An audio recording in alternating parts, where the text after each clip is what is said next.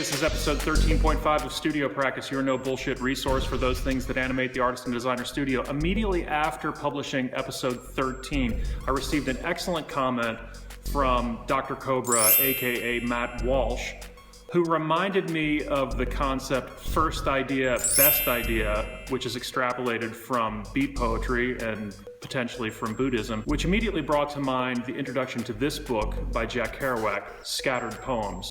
In my medicine cabinet, the winter fly has died of old age. Dr. Kobra points out that this isn't a call to a kind of lackadaisical intuition. That seems to be substantiated by Jack Kerouac's own words in the introduction to Scattered Works, where at the end he says, yet it also has that mental discipline typified by the haiku, basho busan. That is, the discipline of pointing out things directly, purely, concretely. No abstractions or explanations. Wham wham, the true blues song of man. Jack Kerouac, The Origins of Joy in Poetry.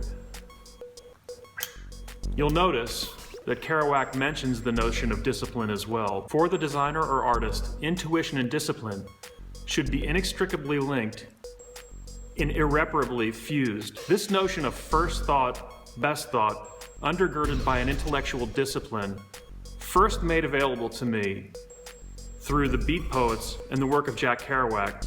Wash hung out by moonlight, Friday night in May. Was instrumental in my early development as a designer and an artist. We can see the tendrils of that today in work like this. Or this. Discipline should be understood as an essential component of intuition for the designer or artist. Refer to episode 13 or click here to refer to the original conversation where I discussed the notion that making and theory should reside in parallel tracks. I also received a great comment from my colleague and fellow designer Scott Klinker, who reminded me of how much an influence the architectural setting at Cranbrook seems to have had on my most recent piece. He suggested reinserting the objects into the architectural setting which we see here.